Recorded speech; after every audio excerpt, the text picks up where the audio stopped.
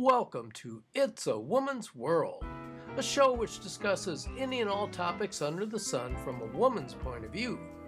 Our show believes that women should be treated with respect at all times and in all places. Here's today's moderator, Nadia Giordana. Hello and welcome to It's a Woman's World. I'm Nadia Giordana and I'll be your moderator for today. Our episode today is going to be all about fun, hobbies, old hobbies and new hobbies. And I'll start by introducing my co-hosts and co-panelists, Jamela Pettiford. Yes. Tell us what your hobby is lately. Well, I have been doing writing and researching of my family line and doing funny little stories and skits. And so I've been doing a lot more writing, and then I love to sing, and so I see that as a hobby, but it's a part of my job makeup and skill makeup, but yes. Oh, great. We're going to want to hear more about that. Absolutely. Ty Goodwin. Well, thank you, Nadia. This is going to be a fun conversation. So my hobby, I love jigsaw puzzles. Anything from 500 to the most I've ever done is a 2,000-piece jigsaw puzzle. What fun. Janet Favorite. I'm very impressed, Ty. My passion is gardening. Love to garden, so I am a manic gardener. Nice. And briefly, my passion is, well, I wouldn't call it a passion because my hobbies change frequently over the years. I do like a lot of photography, but I've brought an example of, and I'll show it to you later, I brought an example of silk painting that is one of the hobbies that I've gotten the most fun out of. So let's talk about our hobbies and hear some of the details. Jamela, begin. Well, you know what, I have always written and have written, short stories. Well, one of the things that I realized with our children have lost language, and partly because a lot of social media. And so what I do is I write plays that really deal with the confidence and self-esteem of our young people. And, stories about bullying, stories about cultural competence and knowing who they are and the meaning of their name and history and the importance of seeing themselves played out in front of them. And so, so I found a way to really find balance, and a funny story will come into my head, and I always keep a notebook or a pad with me, and I'll jot the idea down, and I start talking to myself and develop these stories, and I'll introduce them to my children, and they're like, yeah, well, I want to play this part, I want to play this part. And what I have found is that it really brings out a light in our young people because they're very theatrical. They love the attention. It gives them positive attention, positive affirmation, but it also gives them a chance to really act out and be children. Yeah. And so it turns out to be fun for me that actually what's the funny little stories that are in my head or the interesting stories about history that are in my head, I can actually manifest them and now teach them to our young people and have them be a part of it. So it's been a fun hobby, and I had my family history researched, and so some very powerful things were revealed to me, and from that I'm starting to write and put down ideas for a play, possibly even a movie. You never know. Oh, a play with the subject of genealogy. Yes, genealogy in America, and really dealing with the African American genealogy and just how intricate it is, but then actually it being my own story, my own genealogy, really discovering that, researching that, and then making it a theatrical thing and bringing the ghosts of my ancestors, actually giving them voice, giving them life, and giving them a chance to stand on stage and, tell me about themselves. I think that could be really exciting. A quick question. Yeah. When you're driving, what do you do when you get this great idea and you're driving and you can't pull over? Well, you know what? I talk it through, and I just keep rehearsing what it is, and I have a great conversation with myself, and I'll laugh, or it'll be sad, I'll cry. If a song comes with it, I'll just I'll just start singing it out, and I'll keep it on me until I get to where I'm going, and then I'll grab my phone, hit record, and I'll just everything that using a recorder. Yeah, everything that kind of was in my head or that I was humming or that kind of came over me, I'll just speak it into my phone, and I make sure to go back through my phone, take the notes, and then develop it from there, kind of unpack it and build it from there. So. Oh, great. Well, Ty, tell us what your passion is. Well, my passion, I think my interest is just jigsaw puzzles. I spent a lot of time in corporate America. I've been a classroom teacher. Now, even as an entrepreneur, I have always been a bit of a workaholic. And so one of my mentors said to me, what do you do for fun? It's a wind down. Yeah, and I was like, I don't know what I do for fun. And then I realized that I like the silence and the quiet and the focus of jigsaw puzzles. You know, everything, you know, that I've spent my time in, it's about ideation and, you know, there's conversation. There's just so much externally going on. But when I get in front of a jigsaw puzzle, I can block everything out and I can just focus. Well, then you're putting the pieces back together of something, and there's actually a solution, which is unlike life a lot of times. Yeah, you know, it's challenging, it's fun. I mean, there's one of my favorite pieces was like a 1500 piece puzzle, but it was a bookstore. And so it was the spines of books, it was this, and it was like, oh my goodness, when you look at it, how am I going to do this? And then it's that joy of those little pieces, putting them together and watching them unfold into this larger picture. So it's just a lot of fun for me. Oh, it would be. Do you go out shopping for jigsaw puzzles? Do you ever try to get them in thrift shops, or is there too much of a chance of pieces being missing? Oh, of Well, course. you know what's interesting? I was talking about this at one of the companies I worked for, and I did not realize that there are actual puzzle competitions. And so one of my coworkers, his wife, they go into these competitions where it's 4 of them, and the goal is to do like a 1,000-piece puzzle in like under 15 minutes. And these are my large goodness. competitions. So I ended up getting a lot of puzzles from her. Is it one person putting the No, puzzle it's together? a group. It's like team. 4 people, but there's just like a real competition that a whole group of people like sit there and do that, which I thought was fascinating. But yeah, I do. Right now, I have a Walking Dead puzzle that I got for my birthday, so that's my next puzzle. Oh, that sounds like great. And I can see that really going well with your personality as well, because that's what you do in your business is you put pieces together for people. Oh, that And is you're- very you're true. Very strategic in putting pieces together for people, helping people to uncover what piece fits, not just smack it in there just to see if you can make it fit, but how can it authentically fit? I love and So I that. think that the jigsaw to me is very relatable to the work that you do also in the community. So I can see that Makes a being lot very of sense. fitting. Yeah, it really does. It really does. Awesome. Janet, tell us about your hobby. Well, I have no ability to use spatial relationships, so puzzles and I are no match. But I love to garden. I garden manically. I love creating beauty wherever I go. I like gardening, Yes, yes. it is. It is fun. And I love big, showy flowers, so I'm not always in with native pollinators. I love a showy flower. So I love peonies and irises and mostly a spring garden. And I just love being outside. Do you Yeah. do annuals or perennials or both? I do a lot of perennials and then I fill in with annuals. So I have a lot of things that come back every year. And kind of exotic things like Japanese peonies and flowers that you don't see everywhere. So.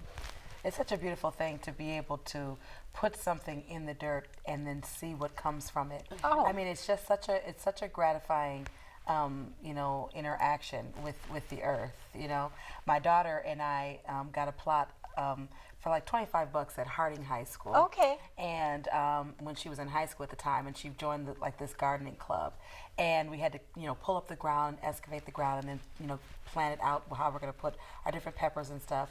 And some of the stuff we had already bought that were already plants that were already Right. grown, that we actually had seeds.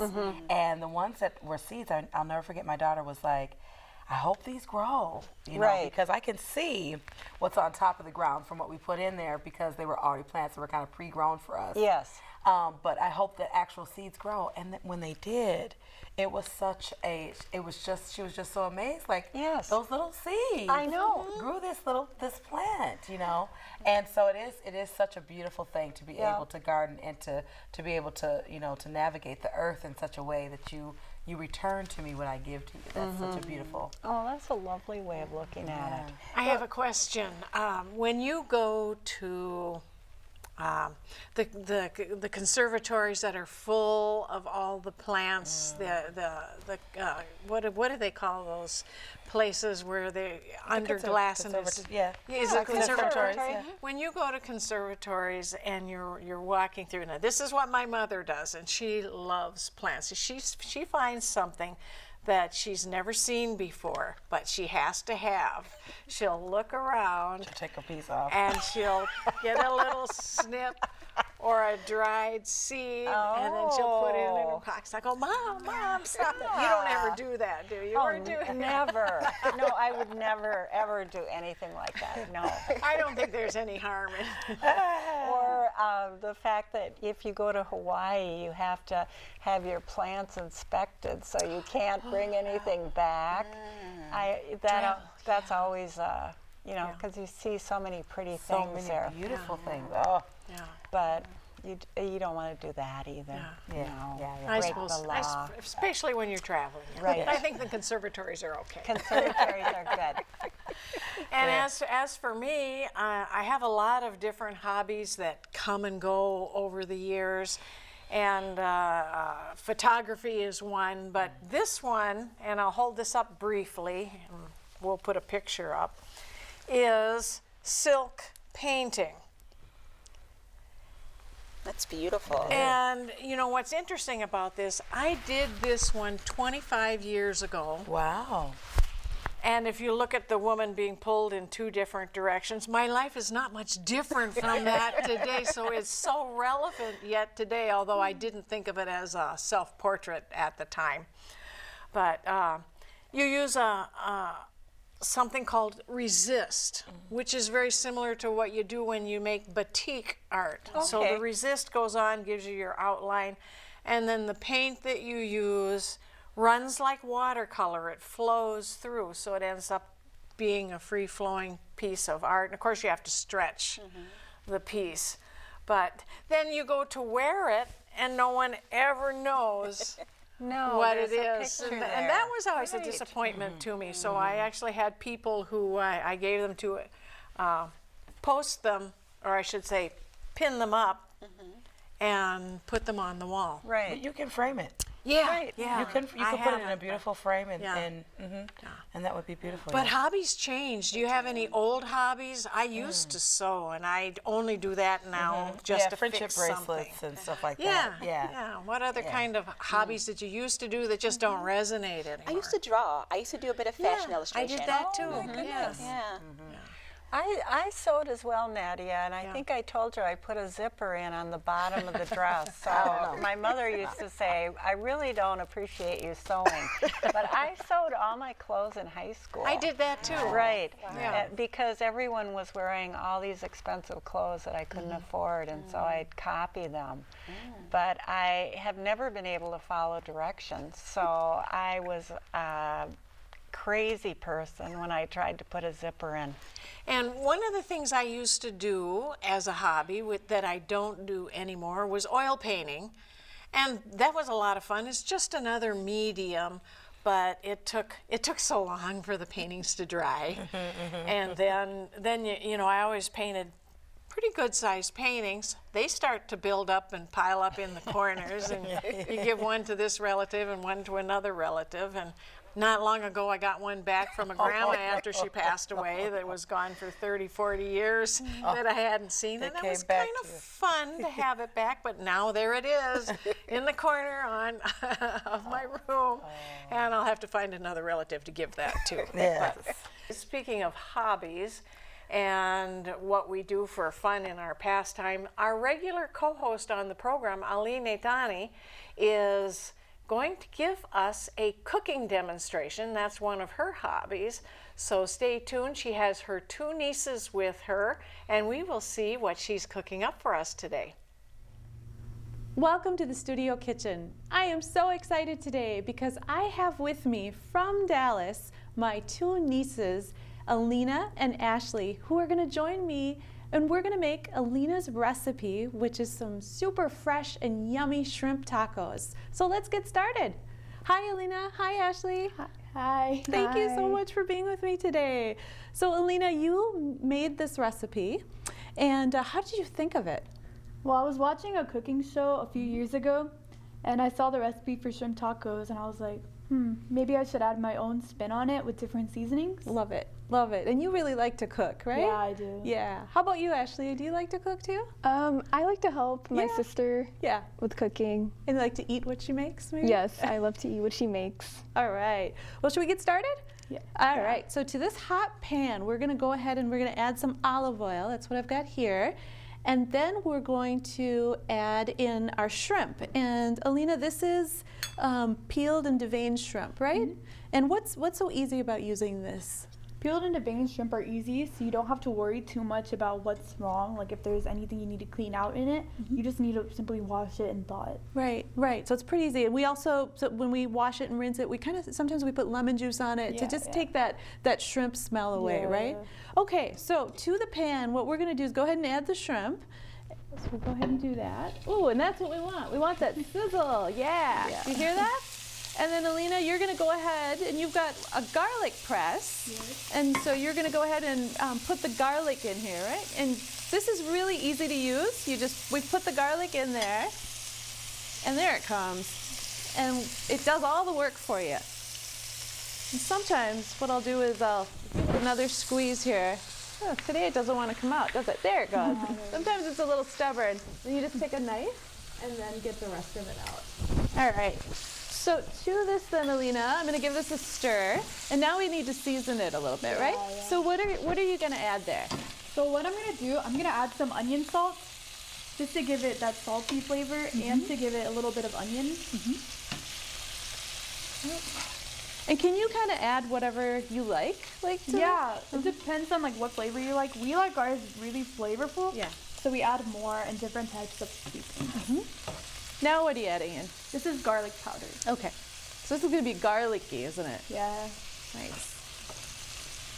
And We're also going to use some Old Bay seasoning. It's really good for seafood, especially shrimp. and Old Bay has a little bit of a kick to it, doesn't it? Yeah, the spiciness. Yep. And also you can see the color that we're getting by adding those spices in too. So now we'll just let the shrimp cook for a little bit. Yeah. And then shrimp usually cooks fast, right? Yeah, usually about 2 minutes on each side. Okay, great. So we'll go ahead and let this cook up. And while we're doing that, we've got the second part of the recipe, which is the slaw part, right? So why don't you start telling us about that? Okay, so what we do, I usually use about 2 parts sour cream to 1 part Greek yogurt. Okay. So I take 2 pretty big spoonfuls of sour cream and I add that to the bowl. Okay. And then along with that, I also add a spoonful of Greek yogurt. Okay. So that's a good idea. That yogurt is a little less fat than that sour cream, isn't it? Yeah. So that's a great way to get that. Make it a little bit healthier. Yeah, good idea.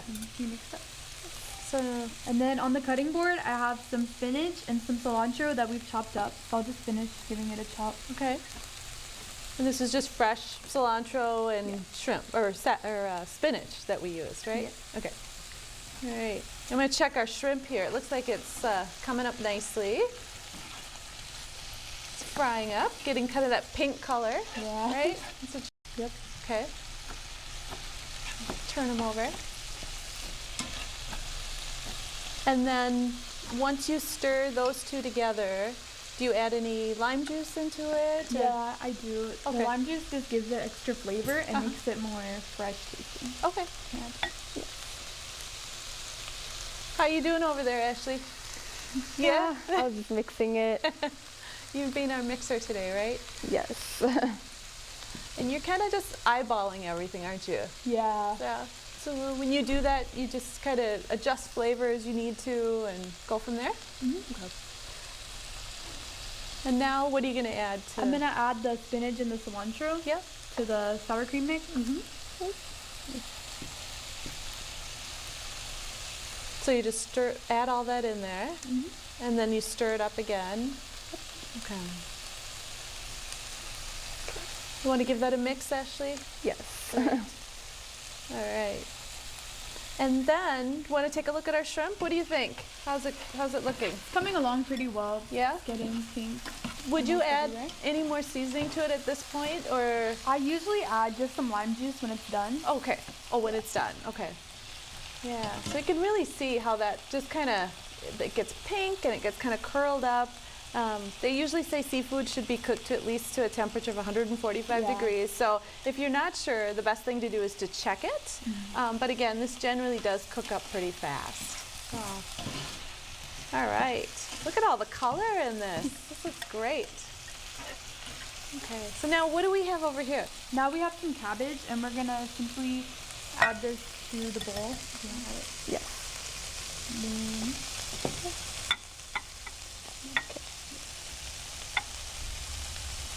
Is that about good?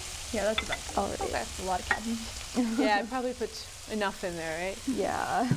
And then I'm just gonna toss it. Okay.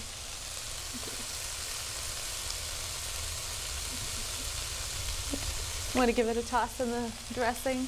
So using Okay. yogurt, again, what a great idea to cut that fat down. Yeah. And then the lime juice and the fresh herbs from the cilantro, that really gives a lot of flavor too, doesn't it? Yeah. So what do you think? Should I go ahead and turn this off? Yeah. You think this that's is good? looking pretty good. Okay. And then you said you need to put lime juice over this? Okay. Great.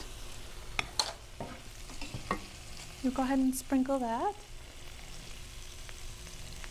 Do you all eat chicken fajitas and chicken tacos? That kind of, do you try different Oh yeah, all different the time. meats? Yeah. Tex-Mex. Yeah. I know your dad likes a lot of steak, so Yeah. do you, yeah, so you can really be versatile with this, right? Yeah. Okay. Well, great. So we've got our shrimp done. So it's really just two parts, isn't it? The shrimp is done, and now we've got our slaw ready. Is that slaw? Is that the way we should we add a little more cabbage, or is that good? We the can way add it is? some more. Okay. So we'll add a little bit more. Great. And then you want to give that another mix. And then Alina, do you want to grab the tortillas over there? So we can talk about those while Ashley's mixing that up. So all we did here was we just took some of the smaller tortillas. These are actually called the street tacos.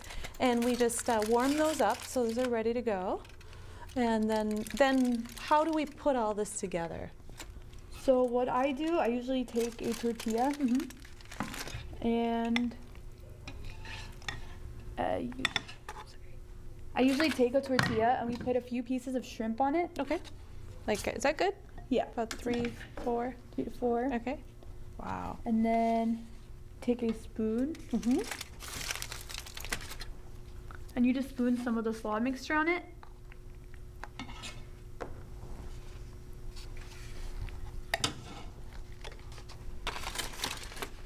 Oh, wow. Can't wait to try this.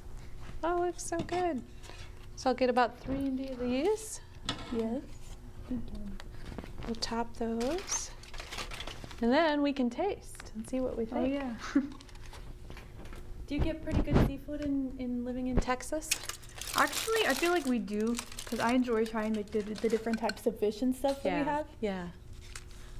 Yeah, that's what I love about the coastal areas. Here in Minnesota, we don't get it so fresh, but we do the best we can. All right. As soon as Ashley gets hers made, then we'll give it a taste, see what we think.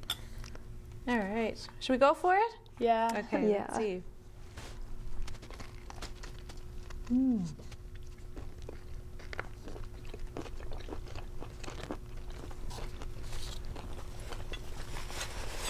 Wow. I think I took too big of a bite, but that is really good. You can really taste the lime and the freshness of that cilantro. And I think the best thing about it is it doesn't feel like overly heavy. It feels light. So what do you think, Ashley? I think there's a lot of garlic in it, Yeah. and that's what makes it taste really good. Yeah. So you're gonna make up some more recipes for us and come back on the show Hopefully. and hang out with us. Yeah, yeah.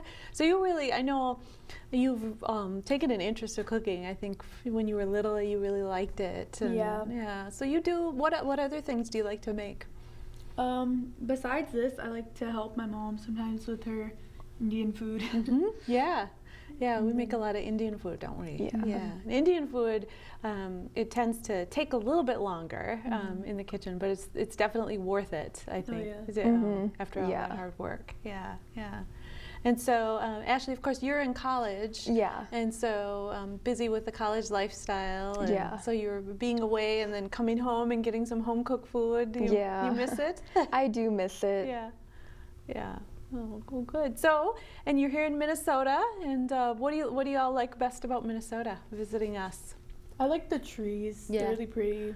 Yeah. And the coldness. Yeah, and the coldness. You've told me so much how you are so happy to be out of the hot weather, right? Yeah. Yes.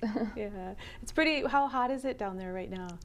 Probably somewhere in the hundreds. Oh wow. So, and do you kind of get used to that after a while, or do you? Yeah, I get used to it. Yeah, yeah. Well, we're so happy that you're here with us, and definitely got to come to the studio and cook with us. This was great to do this. So we'll have you come back and do this again sometime. Sound good? Yeah. All right. So you keep dreaming up some more recipes for us. Okay. All right.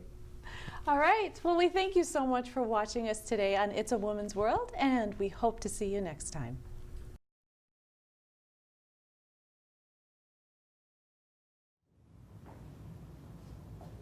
Kiak yak, ab ki dia.